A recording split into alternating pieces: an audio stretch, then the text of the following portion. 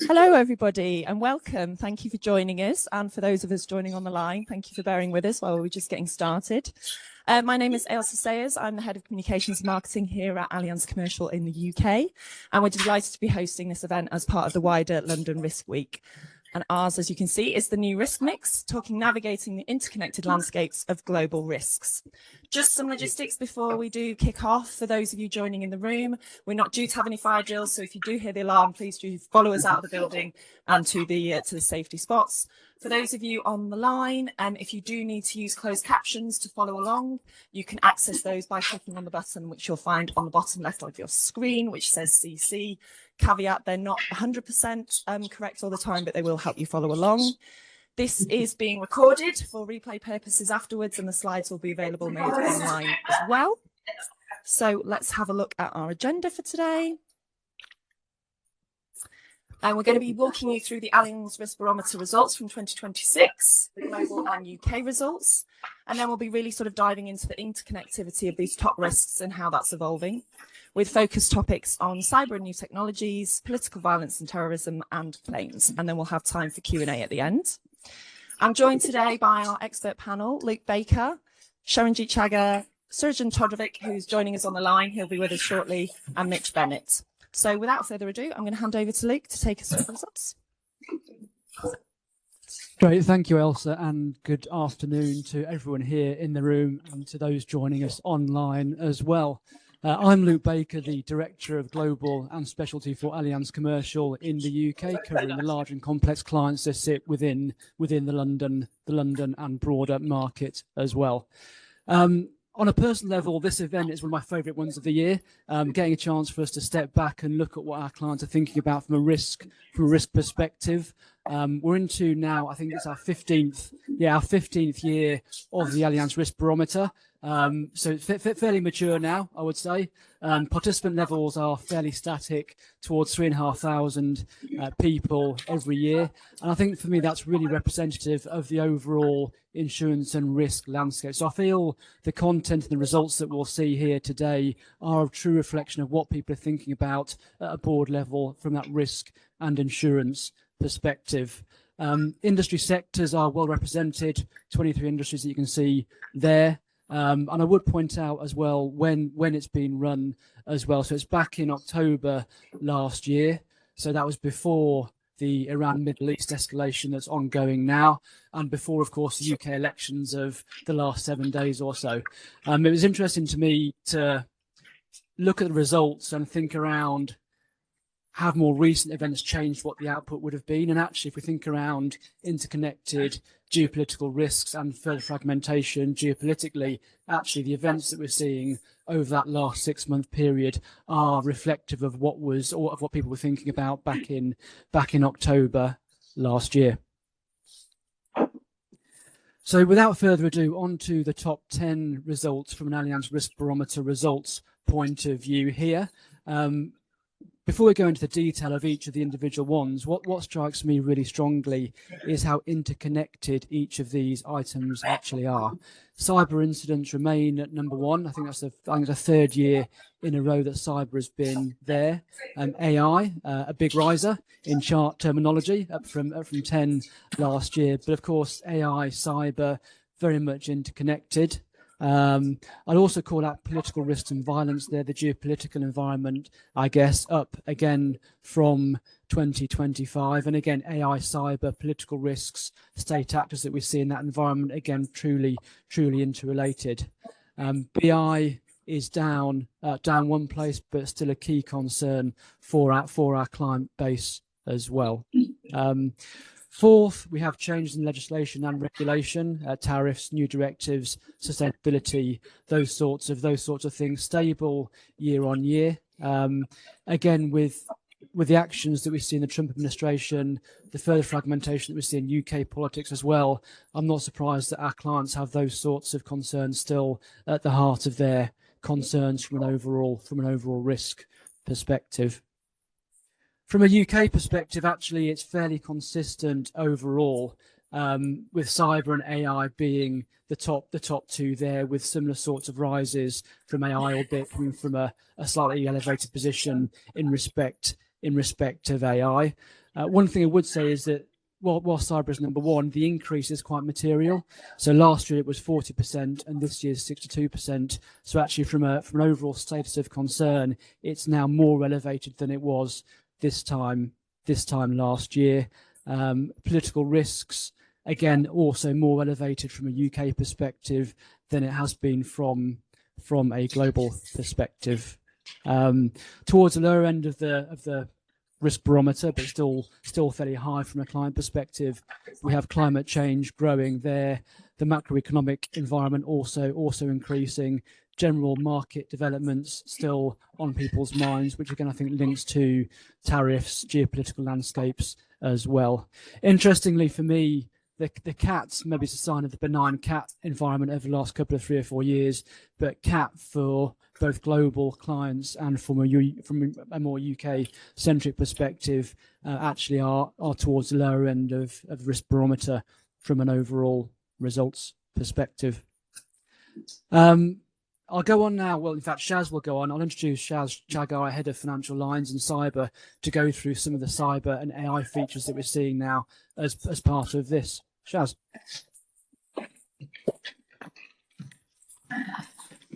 Hi there, good afternoon everyone. I'm Shaz Chagar, I'm Head of Financial Lines for the UK. So as Luke mentioned, very excited to share some insights from our survey on the top 2 risks this year, cyber and AI. So I will dive in to cyber. So for the 5th year in a row now, cyber has been ranked as the top global business risk. And what's striking this year is that the growing margin between the first and the second. So cyber is 10% ahead of the next emerging risk of AI. And just to give some context, a decade ago, cyber was as low as 8th position. So we're really seeing that sort of rise and sort of stay consistent. And it's the number one concern across all different sizes and types of business. So from SMEs, mid-corp to large businesses, they're all reflecting the same concerns. And also when we look at the very small flags over there on the right, it's raised as a top concern in 20 different countries. And then industry-wise across manufacturing, aviation technology, financial services, retail, it's pretty consistent across the board. And why is cyber at the top? You know, I think we're all very familiar with the well-publicized events that have taken place over the last year or so. And the threat is really persistent and it's always evolving. So ransomware attacks, data breaches, IT outages, they're all the sort of primary concerns that we're seeing our clients facing. And they're not just isolated events, they can affect entire businesses or they can affect entire industries. Now, the good news is that businesses are recognizing that they need to invest in robust cybersecurity measures. For larger companies, these investments are really paying off. They're better equipped to detect and respond to attacks early on. But the challenge is that the risk is not static, it's constantly evolving. So ransomware, for example, you know, the attackers are becoming more and more sophisticated, and we're seeing more often double extortion tactics where not only do they encrypt the data, but they also threaten to leak sensitive information unless they're paid. The financial impact of that is really, really staggering. So when we look at the survey year on year, the cost of that is increased 20%, looking at over $10 million in some instances. And another growing concern in this area is supply chain risks and third parties. So cyber criminals, they're finding vulnerabilities in vendors and just using that as a way in, so which makes vendor management a real priority. On top of this, regulatory pressures. So governments are introducing strict regulations from breach reporting to minimum security standards. And if you don't comply, then there's hefty fines or reputational damage as well. And then, of course, AI, which we'll move on to in a moment. It's got great potential, but it's also supercharging cyber threats. It's increasing the methods and ability to attack different businesses. So when we look at the chart over there on the right, nearly 90% of the companies we surveyed plan to make moderate or high investments in cyber loss prevention, and particularly to counter those AI threats. So it just highlights the importance of staying ahead of the curve. So not only being reactive, but making sure that they're proactive and looking ahead to potential threats.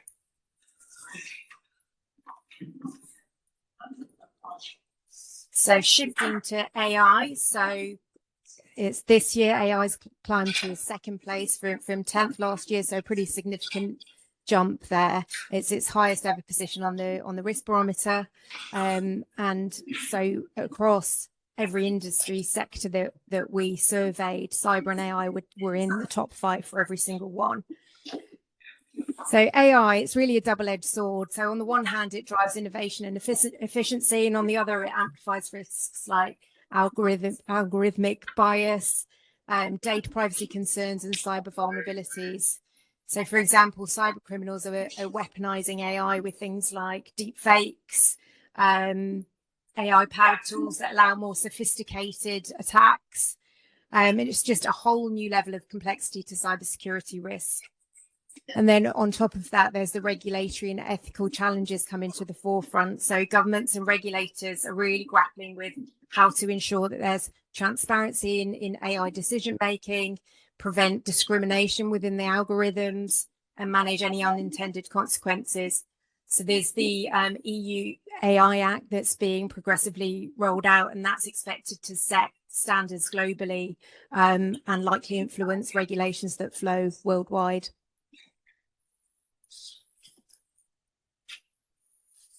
On this slide, we show the responses for how businesses are seeing the impact on their industry. So interestingly, it's quite divided. So nearly half of the respondents think that AI brings more benefits than risks.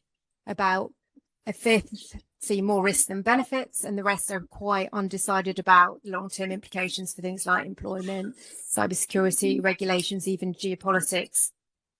There's growing debate about whether we're in an AI bubble. While there are tremendous opportunities, is it going to deliver what we think it's going to deliver? Will the models and investments that are happening now really pay off? So AI continues to evolve at an incredible pace. It's very disruptive, and with that, it's creating a bit of unease. And many organizations and individuals within those organizations, they lack the skills and knowledge to truly sort of leverage that potential. So that's one sort of important thing to think about, is sort of how to bring the people along with the technology as well. When we look at the insurance industry, for example, there's tremendous potential. It's AI is great at sort of looking at notifications and picking up any fraudulent things. When we look at our models for pricing, for example, it really enhances that. And then in claims processing, reducing turnaround times, just enhancing the whole customer experience. It's got great application that can be seen. And then finally, how are companies addressing the impact of increased automation? So according to our results, nearly half of the respondents there, 49%, are prioritising education, retraining and upskilling initiatives just to prepare workforces for those changes ahead. Another 45% are reshaping roles, and 40% are replacing low-skilled roles with high-skilled ones. So again, it's that same point around the benefit of AI, but integrating that with this sort of human workforce and empowering people to be able to position themselves to work alongside it. And then that technology itself, it's not enough. It needs sort of the guardrails and the regulations to sit around it, so we can seize the opportunities of AI, but also make sure that we're governing it correctly. So with that, they're the first and second of our survey results. They're really reshaping the risk landscape. Very exciting to see how they further develop. With that, I'm going to hand over to Serge, who's on the line, who's going to talk us through the topic of political risk. Thanks, Shaz. Appreciate it. Hopefully you can all hear me okay. Sorry, I can't be there in person. So I just wanted to give you a little bit of an overview today on the political risk and political violence following the risk barometer last year. I think, as Luke alluded to, it's important to put context and time when exactly the survey was run, and it was at the end of 2025. So my predictions into the next survey are probably more of the same from a political risk and political violence perspective. But I wanted to focus a little bit on the regional variations and how the results looked on that perspective. I'll go into a little bit more detail about what the coverage is and then also what is driving it. We can go on to the next slide. That will be appreciated. Thank you. So what you can see, as already mentioned, the political violence and political risk has risen from 2 places into 9th globally, but you also can appreciate there is regional variation, as you can see there. So in those countries listed there, so Colombia, France, UK, Turkey, Japan, etc., the political violence and political risk is in the top 5. If we zoom out a little bit further into the top 10, we see that US, Australia, and Switzerland are also showing political violence, and political risk is in their top 10. So for me, it's a clear example of what we're seeing on the news and how our clients have been affected and thinking more and more about these perils in particular. So what I wanted to go into a little bit more detail on, if we can go on to the next slide, please. Thank you. You can see the rise and how it's charted over the last 5 or 6 years. You can also see that the percentage of the vote has increased as more and more political violence, political risk events have taken place and impacted clients and also insurance risk professionals. If you just go on to the next slide as well, this is where I can go into a little bit more regional. So this is the global picture. You can see that war is the highest perceived risk from our clients and colleagues. It's risen from 48% in 2025 to 53% of the respondents. If we look at SRCC, so strikes, riots, civil commotion, or civil unrest and riots, as it's titled there, that's slightly down year on year, but it's still pretty high, and it's mostly driven or bumped. It's been bumped off down by the war. So that has reduced slightly from 51% to 49%, but still pretty significant. And if you look at terrorism and sabotage, that has risen also quite significantly to 46% from 40% of respondents. And as you go a little bit further, then you talk a little bit more about political risk element, which is the protectionism, government intervention and change in legislation, etc. So looking a little bit more regionally, so focusing on Europe, war is the number one in Europe, number one concern in Europe, and that's 62% of the respondents have mentioned war, whereas terrorism is down to 47%, although I think that will also be changing going forward as we see the vacuum being filled elsewhere and promoting Islamist terrorism, particularly in Europe.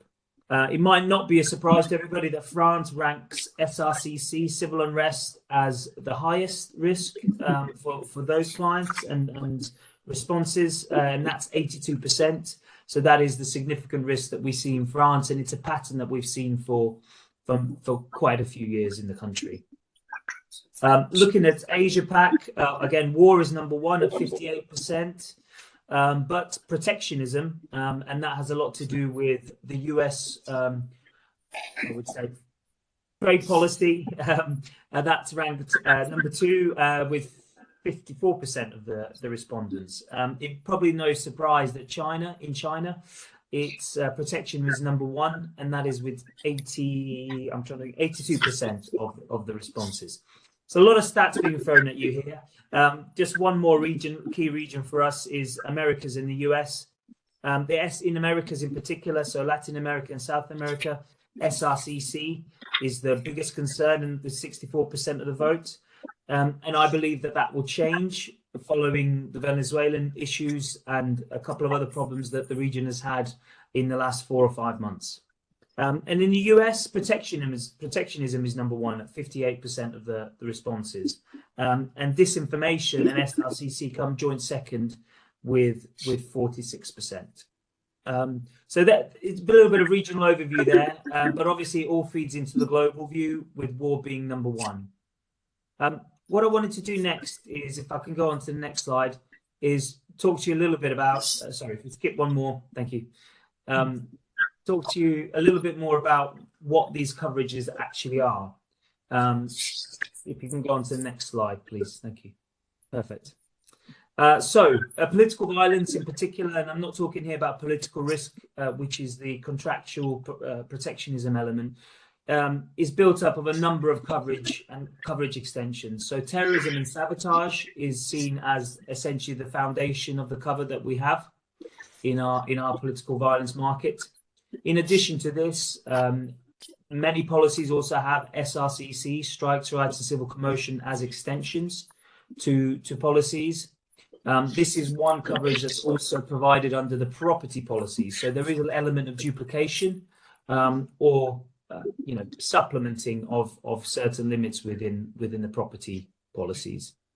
And going all the way up to full political violence, and this includes malicious damage, insurrection, rebellion, coup d'etat, all the way up to war and civil war, which has obviously risen quite sharply over the last few years.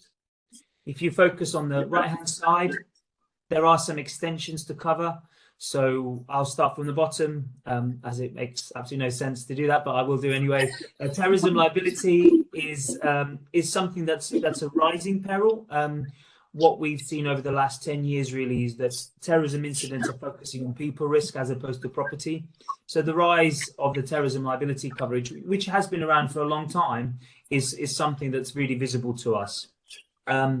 Event cancellation, terrorism and political violence event cancellation, which includes threat coverage, is another type of extension potentially to policies, to the standard property damage and business interruption that I spoke about. And then further to that, NCBR, so nuclear, chemical, biological and radiological, is a standard exclusion under the vanilla policies of the covers. It can be added back in as a bolt-on to some of these extensions, that especially terrorism that we see today. And then finally, active shooter and assailant. This is also sometimes known as deadly weapon attack coverage. It is a cover that's particularly focused in the US and Western Europe, but we have seen the demand rise also in other regions of the world. Thank you. Could you go on to the next one? Perfect. So what is driving the growth of political risk and political violence? Well, there are lots of things, and I'm not going to go into a lot of detail here just because of the time. But what is driving the terrorism and sabotage? Well, as well as Islamist terrorism, religious extremism, there's also the far right extremism. And that is one of the fastest growing risks, terrorism risks in Europe in particular. So we always have to be conscious of that. And that is strongly linked to the type of politics that we're seeing now in Europe more generally, but also globally. State actors and proxies. This is particularly looking at sabotage incidents, which are growing very, very fast in Europe. I think in the last few years, we've had over 145 incidents, as was reported by the Associated Press not too long ago. And that includes attacks on rail infrastructure, oil and gas, delivery and warehousing, as well as, various other critical infrastructures. So including shopping centres, actually, whether you consider that as critical is obviously down to you. But ultimately, we've seen a big rise in the sabotage incidents, and mostly it's been contributed or attributed to Russian proxies. Further to that, we've seen environmental activism, and this features in a couple of our segments, but environmental activism is turning extreme in many cases. And this has a lot to do with reining back of net zero pledges by government because of the world that we're living in at the moment. There is a big push for energy independence, essentially, not to be reliant on other countries and the supply chains, which is driving a lot of this rowing back of the net zero promises. And that's ultimately leading to a number of incidents in Europe that we've seen in the last year or so, which have been perpetrated by environmental activism or potentially terrorists. And then finally, organised crime. This is a particular cover in certain regions. We're talking about the LATAM region, but actually, if we look at the state actors and the proxies, a lot of proxies that are being used for sabotage are criminal organisations in Europe. and they are almost like the actor compared to the backer of the events. So that's driving the terrorism and sabotage. If we can move on to the next slide, thank you. So strikes, riots, and civil commotion. We had a super election cycle about 18 months ago, and although the incidents around elections were very, very limited, what's happened afterwards is that a lot of governmental changes, including policy changes, have led to protests and incidents and violence. So including changes to tax systems, to retirement age, increasing those for example, in France. So you can see how change of government post-election can really impact people. And then economic hardship, I've talked about that a little bit with various things, but ultimately, if you have less money in your pocket, you probably have more issues around the government and politicians, and generally in the kind of the world you live in. Misinformation in social media is strongly linked to I suppose to AI as well, and cyber incidents, and this is something that's, I wouldn't say is the fundamental cause of it, but I would say it greases the wheels of discontent generally in the world, and makes small issues much bigger in scope, because it covers a lot of ground geographically very quickly, and especially if you throw in misinformation and fake AI videos, you could quickly see the problem associated with this. And going to the right-hand side, populism is something that we probably all of us have seen in the last few years. We had elections obviously recently.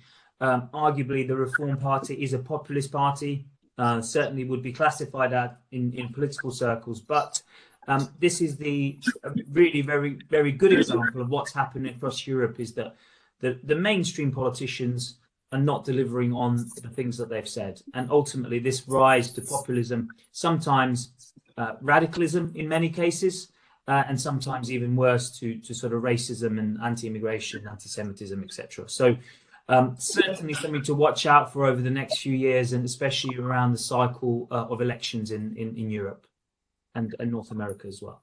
And if you could go to my final slide, that would be great. Thank you. Yeah, and then what is driving war and warlike perils?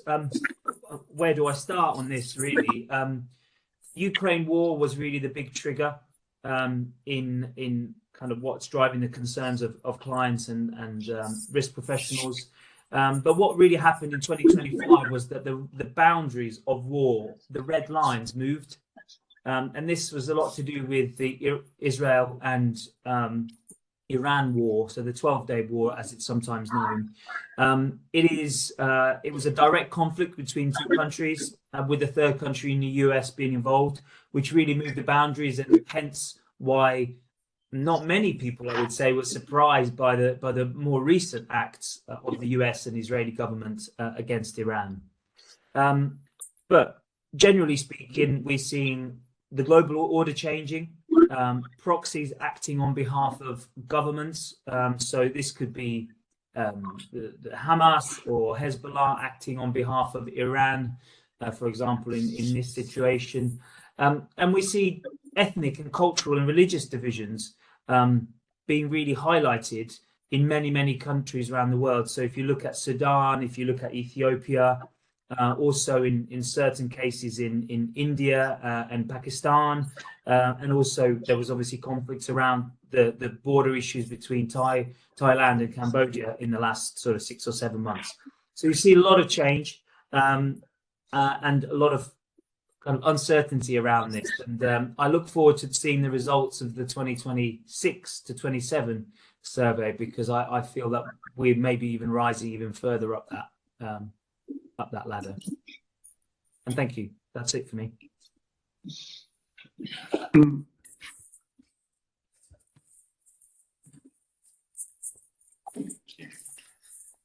Good afternoon, everyone. Excellent. Thank you. Hopefully you can all hear me at home and in the room as well. So nice to meet you all. My name's Mitch Bennett. I'm the Regional Head of Claims based here within Allianz Commercial in the UK. I lead a fantastic claims team that handle claims across all of the lines of business that we write within the region. So just as a real brief recap for us, that's property, entertainment, natural resources, construction, financial lines, liability, aviation, marine, everything you could imagine that falls within them. So it's a fantastic claims team. Many of you would have met previously as well. So on the basis of obviously the risk mix topics we're talking about, I wanted to highlight what that means for claims. The three sort of major bullet points here would be the increased volatility and uncertainty. And I don't wish to start my segment off on a real negative note, but I think the reality is that the global instability that we all feel really is systemic and not episodic. And we're not looking at the claims lens at one individual country, which at points in time will have, peaks and troughs of instability. But the reality is the global picture that we very much look at. There is a constant theme of instability at some part of the world at any given time. The higher frequency and severity in claims that result from that, whether that be the volatile geopolitics, sanctions, cyber threats, as Shaz has already talked to us around, and many more. And what that leads us to is having the need for accuracy on reserving as critical. That is essentially the foundation of effective claims handling for what we do, and as the precursor to obviously getting to a settlement on any claims that come thereafter. So where we're seeing that severity increase, I guess, again, it's an unfortunate reality that this slide could have, had 10 key bullet points. And the reality is many of those will affect so many different respondents to the risk mix survey in different ways.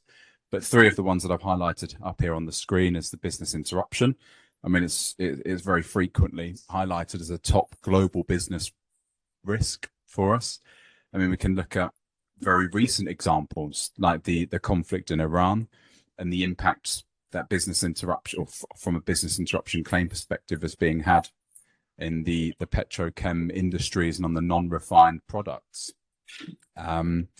It's a state of the times when, like over the weekend, we learned about another refinery fire. It's very new, so it's not even made it onto the presentation, but we learned about another refinery fire in North America. And you look at everything that's going on, and suddenly the questions turn to aspects like, I wonder if they produce jet fuel. That shows how much the dynamic of risk changes constantly, because that was just a constant product nobody had to have a major concern with. And then suddenly the risk mix has changed so drastically.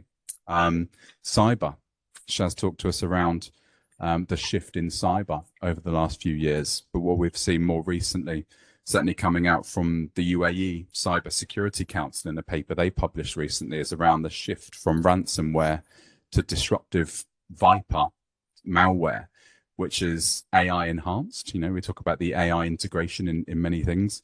And it's AI enhanced and is targeted to permanently destroy data and disrupt critical infrastructure. What that then does is obviously have the knock-on impact on recovery efforts and the BI impact that follows. And nuclear verdicts, typically a US-centered aspect of claims, but the principle very much follows across the global litigation trend. And nuclear verdicts are jury awards at over $10 million. And the phrase, I didn't coin it, but the less popular phrase of thermonuclear verdicts at over $100 million. There's been such a drastic increase in those over the past few years, which you can look at either, having a punitive impact from juries wanting to punish typically large corporates for the events that are before the courts, or just unrealistic demands, or somewhere in between. But the reality is, statistically speaking, in 2024, there were 135 lawsuits in North America against a corporate defendant that resulted in a nuclear verdict, which was 53% increased from the year before. And that trend really is just increasing year on year. From a thermonuclear perspective, there was the same sort of level of increase that went from 27 up to 49 in just 1 year. And traditionally, it was the pharma and the transport industries that were most largely impacted from a nuclear verdict perspective. but with some of the litigation that we all would have seen in the news that's going on in the US at the moment around elements like social media litigation, which is obviously a very key topic with the public figures that are out there in this industry and everything that's tapped into most of our phones and children's phones and everything. And the gaming industry as well around addiction. These are all key topics which I'm sure perhaps not from even if not from a corporate perspective for your own businesses, but very much impact people's personal lives as well. So I would expect them to start making their place onto a risk mix session in the years to come, actually. And so as we operate in that more complex claims environment, what we're seeing from the claims team on the ground is a need for that emergency response is much more frequent. And areas such as, cyber, for example, will much more greatly require that emergency response in comparison to what we can do from a claims perspective in certain other areas. There will obviously be the need for a quick response, but the actual claims side on the ground can really vary quite significantly. But some of those are real high stress events. And if we look back at some of the events that unfolded in the Strait of Hormuz, especially in the early days, and some of the real frequent engagements that the claims team were having with insureds who were affected in the region, and key tasks, it really was, high stakes, high stress environments that people are far more actively involved in year on year. And the sanctions and regulatory changes that are going on, I think we can see an unfortunate change at the moment between the US sanctions base and the UK and EU, where the US have lifted, for example, some sanctions that are in place to try and speed up some growth there and create some mobility of resources. And the UK and EU hasn't followed suits with some of those, which essentially puts a bit of a global conflict in some of the sanctions world as well, especially in a lot of the business that we write being multi-jurisdictional risks. And overall, realistically, the claims are becoming more complex and emotive. And that's why it requires the expert-led solution from our claims teams to handle those situations and manage them as quickly and effectively as possible. From a personnel side, what that means is trying to deal with situations in a business as usual capacity in what is an ever-changing environment, actually. We provide a fantastic expert-led claim service, but the reality is the way that the risk is evolving and changing, that in many situations, these events are rare to begin with. And at some point, there'll be the first sort of types of claims to come their way. But we very much, we deal with everything in advance to make sure we can be as lined up as possible. And so what does look good during that uncertain time? The reality is that when you're facing a risk for your business, what you want is an expert-led claims team to help you through that process and to make sure that they're agile and developing to the needs of that individual circumstance. So what we do is investing in our people from a technical excellence perspective with AI assistance to help us in many different ways, but essentially to give us more capacity to help, and the proactive reserving. And I mention that because, at its most basic level, that reinforces the need for us to make sure we've got that active look on our claims. But our method of handling claims is about being transparent, delivering consistency well and quickly. And so making sure that we've got that accurate reserves on the claim is what predicates being able to make claims payments as quickly as possible, ultimately, which is the end game for when a claim does come through. So the future for us is to continue to invest in our people and to continue to invest in the AI to support our people as well in terms of their growth and technical expertise. And I truly believe, and you'd expect me to say it, but I truly believe that in this volatile world, the claims excellence does become a strategic differentiator for us, not just a function. That was quick. So I'm going to hand it back to Elsa to wrap up the presentation. Thank you. Thank you, Mitch, and thank you to all our speakers. So very briefly, just as a sort of recap to share If you did want to review any of the materials we've discussed today, the slides will be available afterwards, but there's a whole plethora of information that sits behind this from the Risk Barometer, which is all available on our website, articles, in-depth information, and there's the full appendix report as well, so you can dive in by industry or sizes or anything like that. And it's also backed up by a whole suite of other expert knowledge that we have available for different trends, different topics, and that's always being updated. So do make sure that you're visiting our website if there's anything there that we can sort of walk you through, and they're all available to you online. We'll now move to Q&A. If you're joining us on the line, please do get your phone out in the room as well and scan. There's a QR code here which will take you to a Slido, which you can just type your questions into and we'll take those. We do have a couple that have come through on the chat here, so I'm just going to quickly switch devices. And it's a great sort of question to kick us off, and Luke and Serge, I may come to you both on this. With increasing interdependencies of these risks, what can be done about prevention and mitigation? Luke, do you want to kick us off, and then Serge, do you want to give a PVT view? Yeah, thanks, Elsa. I'll try and remember that while I see it published on the screen. So prevention and mitigation as the key buzzwords within that question. I'd actually start off with mitigation. I think if I look at the events that are happening now globally, it's almost a question of when, not if. And the way our clients respond to events when they happen is super important, I think. I'll probably go into a bit of detail on one area that's close to my heart. If we think around fire drills within our businesses, within our place of work now, I suspect over the last 12 months, we'll all have been involved in a fire drill, goes off, you get a bit annoyed and walk downstairs.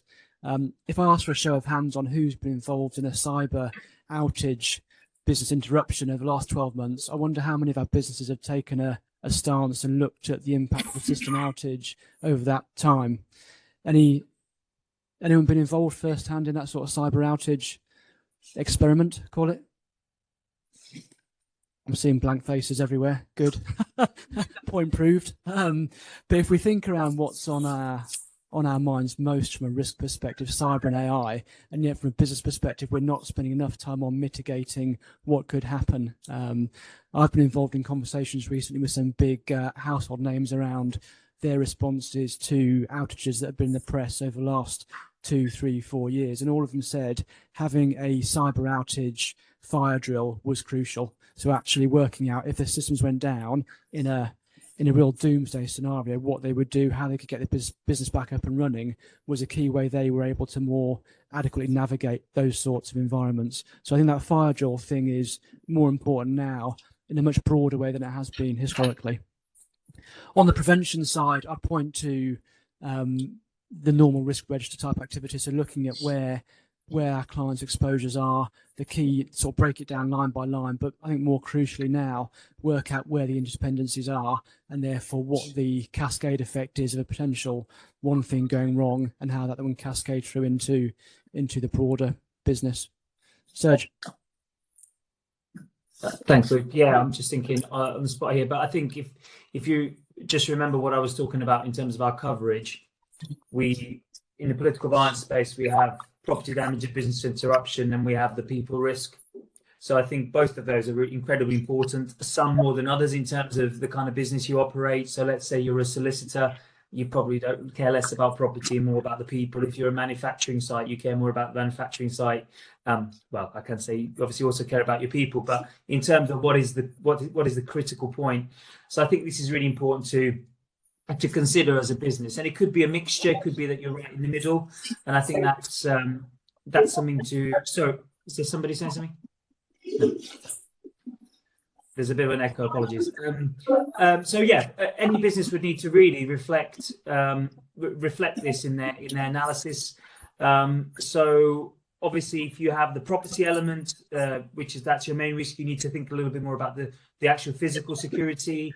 If you're talking about the people as well as the physical, you also need to consider contingencies, workplace kind of benefits that could help people, live through some challenging times. Of course, if it's a political violence type event, and then furthermore, I would also assess if I was a client, what are my pinch points? So look at your supply chains as well as your own properties.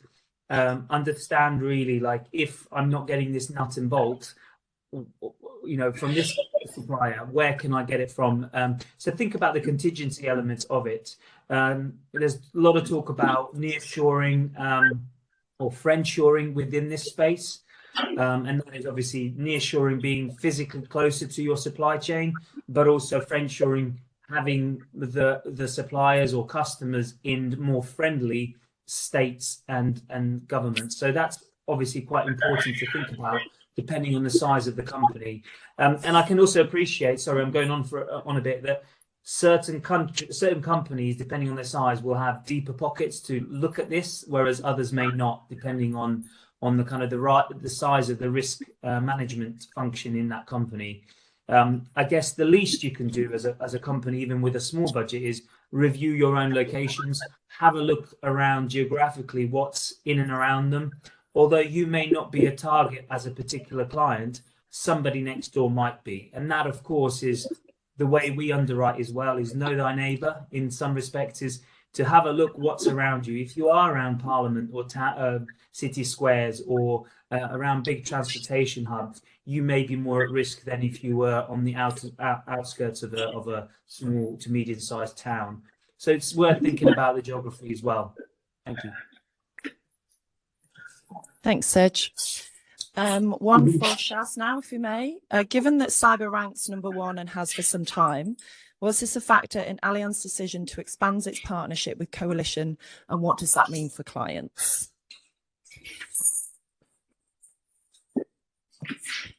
Thanks.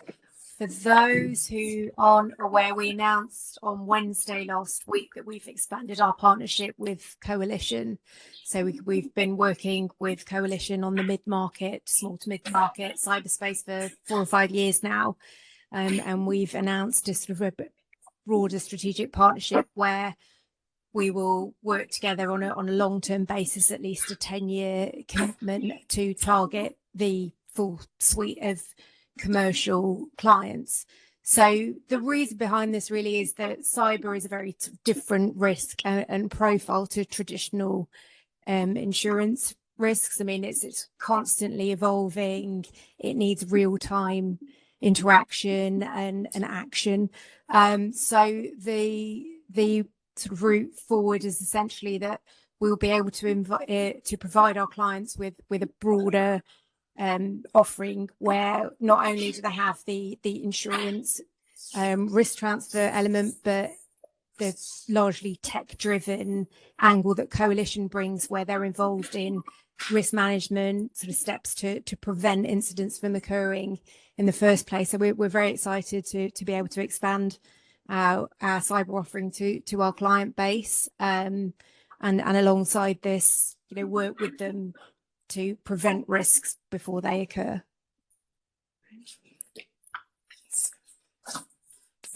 One for you now, Mitch. How is Allianz adapting its claims processes to ensure customers are protected and supported during these times of global instability? That's not a question. Yeah, thank you. So from a claims perspective, we firstly, we really value the long-term partnerships that we have with a lot of clients in terms of enabling us to learn your business and you to learn us and our processes. So we build on those long-term partnerships that we have in the claims world. And it's like I highlighted in one of my slides, it's a real transparent approach around our claims process and the technical expertise and knowledge that we can bring to that process. So we make sure that there is that constant dialogue and connection between the teams and that relationship that we build to make sure that approach remains aligned. We have forgotten all the main many aspects of the question, but we have a really global focus around technical expertise, which we then adopt regionally to apply to all of our claims individually. So that's across all of the lines of business, and that's what enables us to constantly be, there and present with all of the corners of the world and everything that's going on in all the different areas, but then apply that scenario to the individual claim that we're facing at that moment. So, I mean, I left a call with our global claims community to join the Risk Mix webinar that we have. And that's a community of claims expertise that gets together every week where we're sharing just what's going on in our region with all of my colleagues in my role as the regional or country heads of claims. And, you know, it really is a fantastic, transparent resource between us internally to make sure that we feed that out to the external world and all of the customers that we work with. Thank you. Just to add on what Mitch said, is that, I mean, it was only 2 years ago or 18 months ago that we just hired a political violence lead claim expert. So 100% agreeing with you, Mitch, there. It's very important that we have that expertise, technical expertise, when we start seeing claims activity or a change in the environment. And I've really, my team and also I believe our clients also value having Sarah on board to help us with that. Serge, I'll stay with you if I may, but I will just offer, if people do have a question in the room, I think we'll have time for one more afterwards. But do we anticipate a heightened risk of SRCC activity in countries outside of the Middle East because of the current conflicts? So are we expecting more SRCC outside the Middle East? Yeah. In particular, I would say it will be kind of, I would believe, inflation-driven, resource-driven. So if you see some countries are already rationing fuel, for example, there's also going to be a crisis with fertilizers. It's already happening. So there may be, it might not be an instant impact, but we will see it over the next 6 to 12 months, the impact of this. And obviously the prices will probably go on for 12 to 18 months if it kind of, the conflict ends now. So based on that and our past experience around countries which have been unable to absorb those price shocks, so where the governments maybe have slightly shallower pockets to stop those kind of shocks, price shocks happening, we would anticipate, that the SRCC risk is rising. And then looking also a little bit more at elections, there's obviously midterm elections in the US.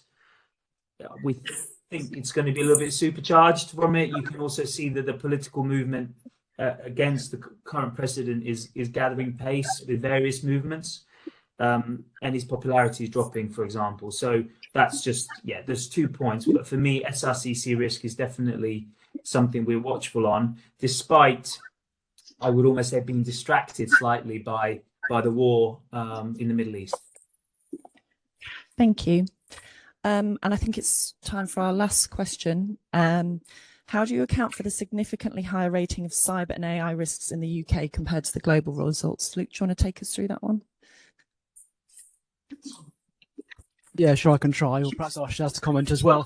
I mean, I think I'm speculating and it's my own opinion really, but if I look at the UK market over the last sort of 12, 18 months or so, and the extent to which big names have been all over the press with regards to cyber attacks, I think it's a much more publicized area now. So I think around Marks and Spencer's last year, think around JLR as well, equally impacted over the course of 2025.